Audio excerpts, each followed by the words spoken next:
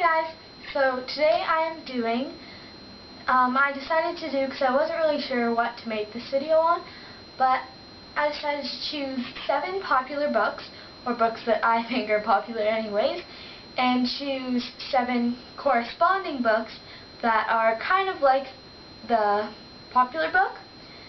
But, so, yeah, I'm going to start off with the first popular book, is The Hunger Games by Suzanne Collins.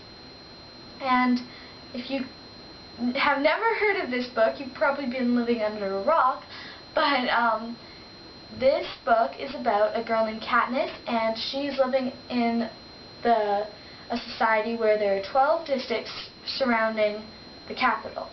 And the capital every year, for their entertainment basically, has a televised fight to the death. So I'm not going to say any more because I don't want to ruin it too much, but if you haven't read that book, you have to read it. It is amazing. It's one of those books that everyone has to read. So I strongly recommend that one. And if you liked Hunger Games, which I think most people did, you should try Uglies by Scott Westerfield. This one's the 4th book in the series, Extras. But the first one is Uglies. You guys probably can't see that, but it's just a picture of a person with a cloth over their head, it looks like, which I think is kind of creepy, but this cover is so pretty. I love it. I love, love, love it. I don't know if that's totally off screen or not, but I think, yeah, I think it's really pretty. Okay, the next book is, sorry, if I go like this, it's because my computer, it's like, if I don't click anything, it'll turn off. So I have to go like that and click something for it to go back on again. Okay, I feel like I'm... There we go. Okay. So the next one is The Book Thief by Marcus Zusak. Just like this. If you haven't heard of this book, it is a book set in Nazi Germany, which I kind of liked, because most books about the Holocaust are about the Jewish side of things, but this one is about a girl named Liesel, and it's written from the perspective of death, and I really loved this book. There are so many great characters in this book, and I loved Marcus Zusak's writing. It kept me going all the way through the book. And this book is 450 pages long, so it's amazing that it could keep me going through all that, but it was really good. So I strongly recommend this book if you haven't read that one yet. And my computer is turning off again. Okay. And if you liked The Book Thief, you will probably like Whispers from the Ghettos by Kathy Kacer and Sharon E. McKay. Now, Whispers from the Ghettos is a collection of short stories written from survivors of the Jewish ghettos during the Holocaust. And what I really liked about this one, it's a non-fiction book. All the stories are 100% true, and it's 10 different stories every 10 pages or so.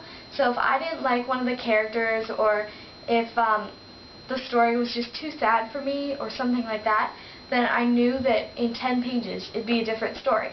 So it wasn't like you're hooked on reading 500 pages. So that's why I really liked this one. And all of them are from Jewish survivors of the Holocaust. And like I said, all the stories are 100% true, which I thought was really cool. And it also says in the postscript where they're living now, and most of them went to Canada, which, well, maybe that's just because I live there that I noticed that, but I don't know.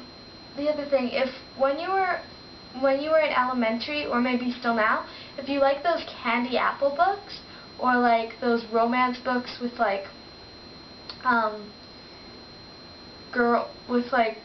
cartoon girl and boy on the cover,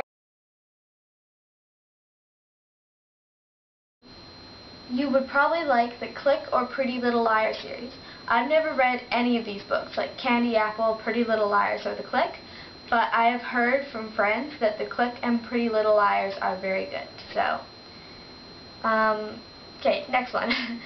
I don't have much to say about those. But the next one is The Breadwinner by Deborah Ellis, and I got the chance to meet Deborah Ellis, and she is an amazing person.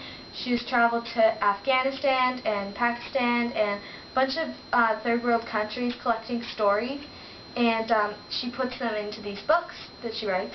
And if you liked her book The Breadwinner, which is probably her most popular one, you'll probably like The Sacred Leaf, which is set in South America about the cocoa industry. I don't know how to say that. Maybe it's cocoa. I don't know.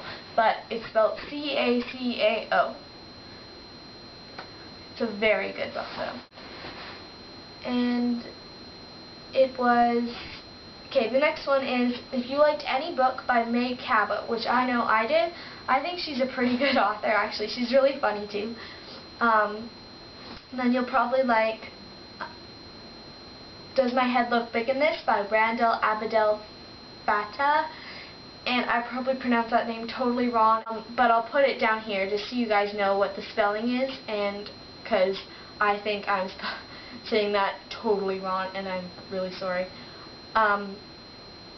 But that book is about this, a girl, I forget her name, and she decides that she's going into high school, I forget which year, but one of the years in there, and she decides she's going to start wearing the traditional Indian hijab.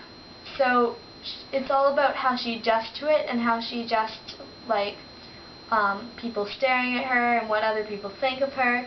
And it really made me think of, like, people who wear those hijabs a lot differently and a lot differently about that culture.